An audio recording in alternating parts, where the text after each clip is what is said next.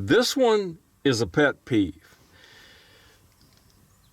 Back in the early 70s, we started getting luxury makes of cars that had automatic heating and cooling systems, which meant you set the temperature you want, and then it either air conditioned or heated to bring it to that temperature.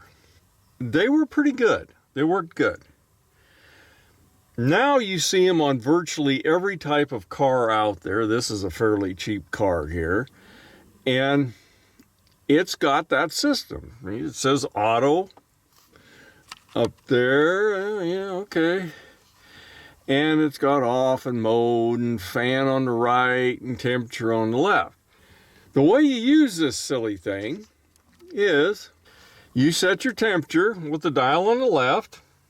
I'll fire this thing up after a little bit. The car's really hot right now. It's sitting out in the sun. And it's going to start up. What my primary pet peeve on this whole thing is, people I know, family members and all this, that I have said, you have an automatic system, set the temperature and forget it. Oh no, it's not cold enough. So they dial the temperature down to 65 or whatever the lowest temperature there is, and turn the fan on, high, low, something, who knows what they do. But they start operating it manually. They're thinking if they put it at 65 degrees, it will cool down faster. No, it will not cool down faster. It will cool down pretty much as fast as it can until it reaches a set point. Now, if you wanted 65 in the car, that would probably be a bit cold if it's like 85 or 90 outside. That's going to be a pretty good shock. You don't want it that cold. I've got it set, this one is set for 75, and I haven't changed it since forever. So you can see my pet peeve is people are taking these systems, when somebody worked his tail off to try to make work effectively to cool down the inside of the car as quickly as possible without overcooling it. And most people that I've seen use it manually. Just start fooling around with it all the time. I don't know. This is the people that they're fooling with the thermostat all the time. I know. And I've got family members that do it. They don't pay any attention to me. Maybe you guys will. Okay, I'm going to fire this thing up and we can watch the temperature in here, and we will see what happens when we first fire it up, and then I'll tell you why it's doing what it's doing. Okay, it's 98. Actually, it just went up to 100 degrees in here.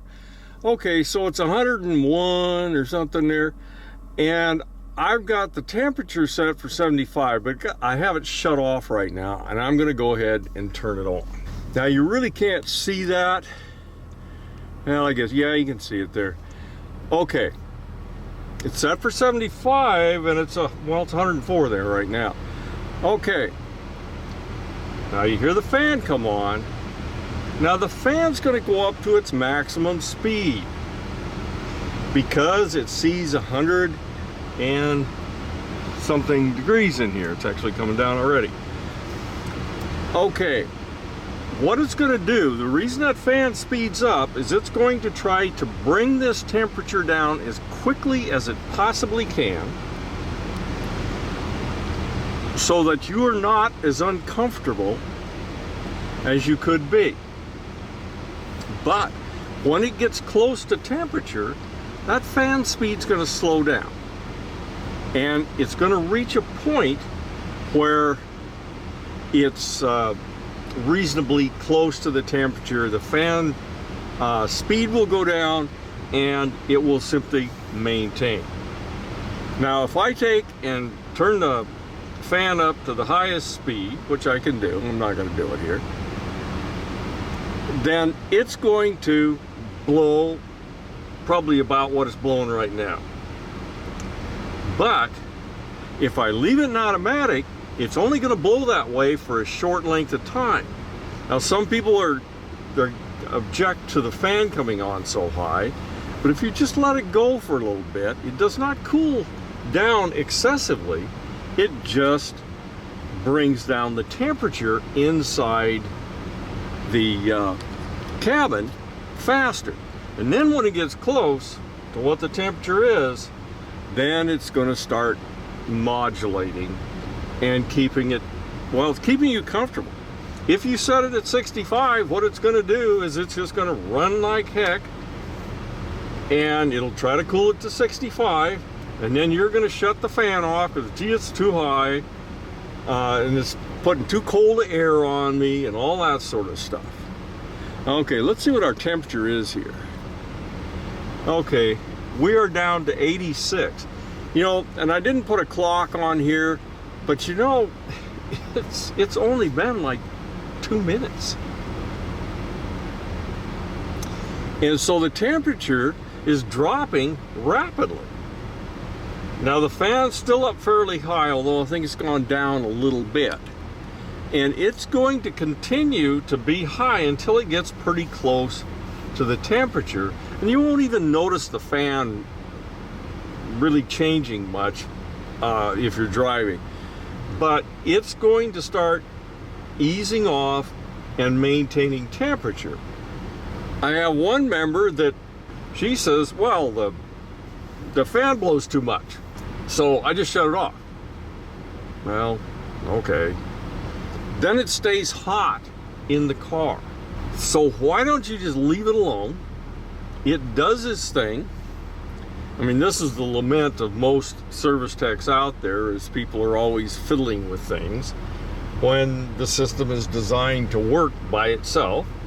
And these things are one of the best. These air conditioning systems are really good. Now we're down to 83, 82 now, and it is, the fan has slowed down, and it's going to sit here and maintain this temperature. Still bringing it down because it needs to get that temperature down more, but it's going to slowly start easing off and just maintaining. If you leave these things alone, they will maintain the temperature far better than you ever will. And so why are you fiddling with it? By the way, it's running at idle right now, so this is actually the slowest it's ever going to be, because when the engine is operating as you're driving, it'll bring it down faster. But even at this, we're 81 degrees now. We're only 6 degrees off of our set temp. A little bit longer, and you'll see it's just going to level out and it'll maintain. So have I convinced all you people that you should just set the thing in auto and forget it? It will take care of the temperature better than you could ever possibly do it.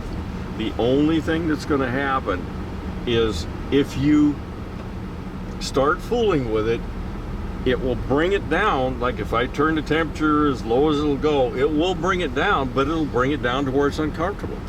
Okay, here you can see we're at about 77, and the fan is slowing down, and it's going to be evening out here to the low level. This is the way these things are made to run. If you just leave them alone, they will work that way.